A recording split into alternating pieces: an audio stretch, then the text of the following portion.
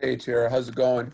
Hey, just There, talk about your mindset heading into this season. I mean, what was it? I mean, I think Jeff said he talked to you, before the year, and he said you just wanted to play with a certain type of confidence, the way you did in college and whatnot. Or what were you thinking heading into this season? um, I wasn't really exactly sure where I was gonna be in Grand Rapids or in Detroit. So just, rolling with whatever happened, and like you said, just playing with confidence, like I was back in college, and not worrying too much about making mistakes, and just playing with confidence and making plays and doing things that I know I can do out there. Was that an issue last season, you think, or just how'd you think last season went for you? Yeah, I mean, I think I was definitely a little bit too worried about making mistakes and beginning of the season not wanting to be sent down and just doing what the coaching staff wanted to do and just worrying too much about that instead of just worrying about going out there and playing and having fun. What's been the biggest adjustment for you think, from college to pro? Probably just the speed, the strength, and how fast you have to make your decisions. I think everyone's sticks are always in good spots, and you can't be making mistakes out there, or else it's going to cost you in the defensive end. So I think that's probably the biggest thing. How exciting and satisfying has these last couple games been, just to being able to get into the lineup and contributing a little bit like you have? Yeah, for sure. I mean, it's definitely satisfying, and honestly, just nice to be back playing hockey. After 10 months, and it's a little too long for me, and it's nice to be back playing again. Sounds good. Thanks for this. Yeah, thank you. Next up, Answer Compliment Live.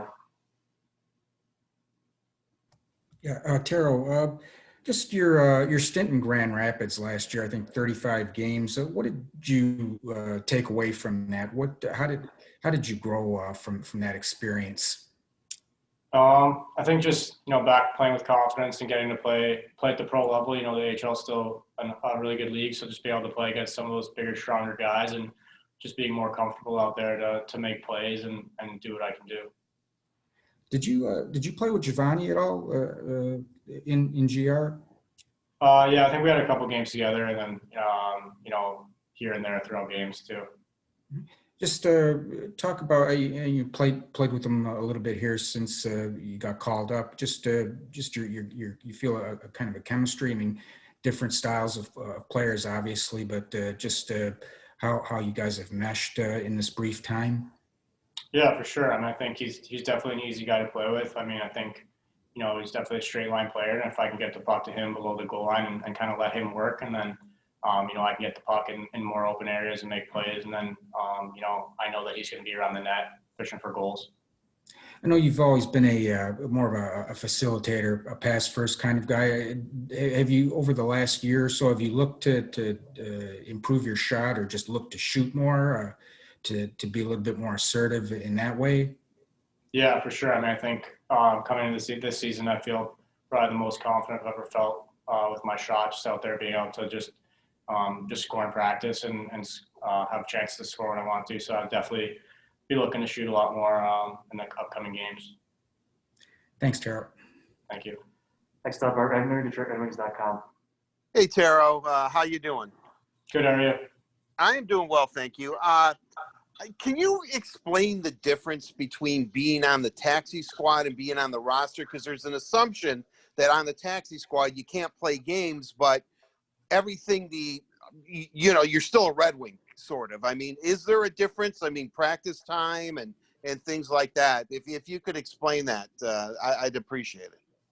Yeah, I mean, so far it's been, the taxi squad guys have been able to travel and eat with the team and do everything that you would if you were on the team. And, practice-wise, pretty much the same thing, except maybe just a little bit extra work after practice, since some guys aren't getting touches in games, just to get a little bit more conditioning or a little extra touches after practice.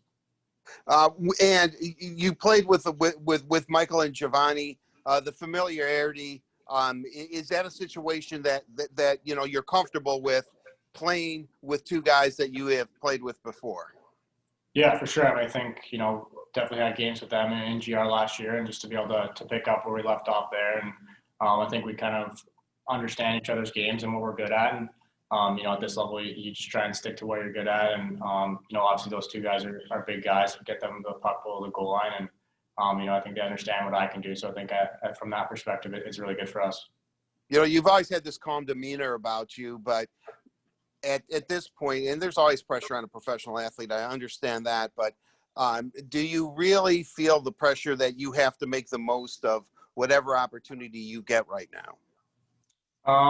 Not really. Honestly, I'm just just happy to be here and just taking it day by day. And like I said earlier, just happy to be playing hockey again, honestly, and back in the swing of things with guys in the locker room and all the stuff that comes with that. So at the end of the day, I'm just blessed to be back to playing hockey.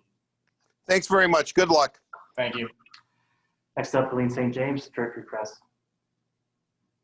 Taro, you were one of the players out on the power play late in the game last night. Do you think guys like yourself, Matthias Brome,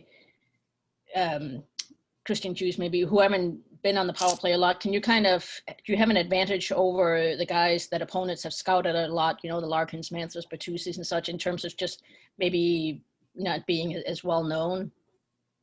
Yeah, I mean, I think maybe a little bit, but at the end of the day, I think they have a really good penalty kill, and they're going to stick to what they do regardless of who's out there. I think, maybe at times we'll be able to hopefully surprise them, having less time out there than some of the other guys. But, at the end of the day, I think the other team is going to do what they do no matter what.